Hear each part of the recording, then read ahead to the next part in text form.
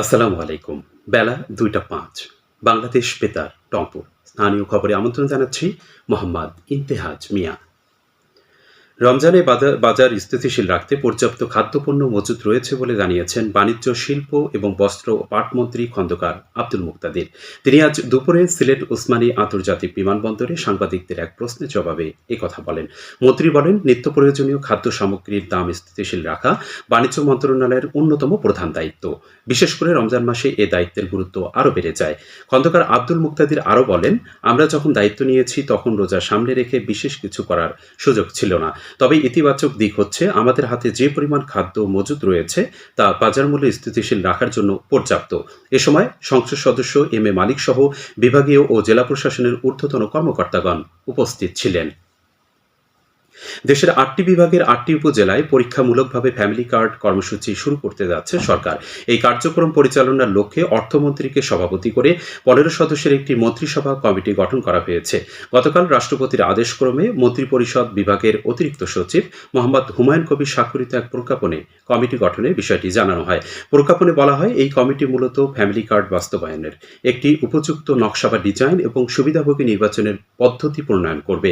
প্রাথমিক পর্যায়ে দেশের ৮টি বিভাগের প্রতিটিতে একটি করে উপজেলা নির্বাচন করে সেখানে এই কার্ড প্রবর্তনের ব্যবস্থা গ্রহণ করা হবে। আসন্ন ঈদ উল ফিতরের আগে ফ্যামিলি কার্ড বিতরণ করার লক্ষ্য নির্ধারণ করেছে সরকার। সেই লক্ষ্য পূরণে কমিটিকে আগামী ২৪ ফেব্রুয়ারির মধ্যে একটি প্রাথমিক প্রতিবেদন প্রণয়ন করতে বলা হয়েছে।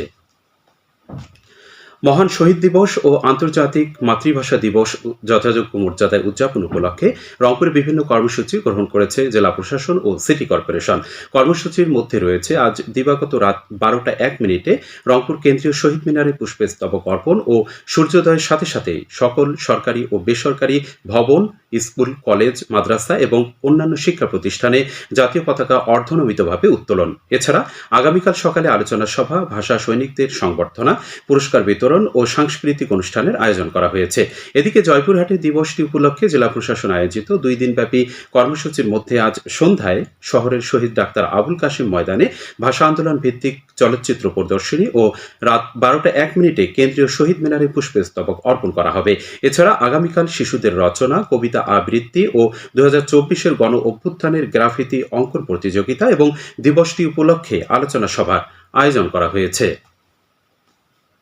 এদিকে মহান শহীদ দিবস ও আন্তর্জাতিক মাতৃভাষা দিবস উপলক্ষে কুড়িগ্রামের রৌমারী উপজেলার রৌমারী মডেল সরকারি প্রাথমিক বিদ্যালয়ে শিশুদের অংশগ্রহণে বিষয়ভিত্তিক প্রতিযোগিতা অনুষ্ঠিত হয়েছে।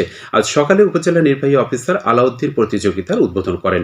প্রতিযোগীরা বয়স ও শ্রেণী ক্যাটাগরিতে উপস্থিত বক্তৃতা, চিত্রাঙ্কন, হাতের সুন্দর লেখা ও ভাষা আন্দোলন সম্পর্কে উপস্থিত বক্তৃতা বিষয়ে অংশ নেন। আগামীকাল অন্যান্য কর্মসূচি শেষে বিকেলে প্রতিযোগিতায় বিজয়ী শিক্ষার্থীদের মধ্যে পুরস্কার বিতরণ করা হবে। রংপুরের মিঠাপুকুরে সংঘটিত একটি হত্যা মামলায় মৃত্যুদণ্ডপ্রাপ্ত পলাতক প্রধান আসামি শফিউদ্দিনকে গ্রেপ্তার করেছে র‍্যাব ১৩। গতকাল জেলার বদরগঞ্জ পৌর এলাকা থেকে তাকে গ্রেপ্তার করা হয়। র‍্যাব ১৩ এর অতিরিক্ত পুলিশ সুপার বিপ্লব কুমার গোস্বামী বিষয়টি নিশ্চিত করেছেন। এদিকে রংপুরের মিঠাপুকুর উপজেলার গড়ের মাথা বাজার এলাকায় গতকাল মাদক বিরোধী অভিযান চালিয়েছে মাদকদ্রব্য নিয়ন্ত্রণ অধিদপ্তর। অভিযানে এক মাদক কারবারির কাছ থেকে ১৮০ পিস ইয়াবা ট্যাবলেট জব্দ করা হয়েছে। এছাড়া রংপুর মহানগরীতে ভ্রাম্যমাণ আদালতের মাধ্যমে ২০০ গ্রাম গাঁজাসহ আটক ২ মাদকাসক্তকে ১ মাস করে বিনাশ্রম কারাদণ্ড ও উভয়কেই অর্থদণ্ড প্রদান করা হয়।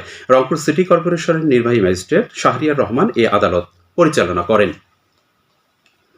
রংপুরে বেগম রোকেয়া বিশ্ববিদ্যালয়ে ১০ তলা বিশিষ্ট প্রস্তাবিত বেগম খালেদা জিয়া ছাত্রী হল ও রিসার্চ ইনস্টিটিউটের নির্মাণ প্রকল্পের কাজ শুরু হয়েছে। উপাচার্য অধ্যাপক ডক্টর শওকত আলী গতকাল এই কাজের উদ্বোধন করেন। এ সময় উপাচার্য বলেন, দীর্ঘ প্রতীক্ষার অবসান ঘটিয়ে বিশ্ববিদ্যালয়ে অবকাঠামোগত উন্নয়ন কাজ পুনরায় শুরু হলো।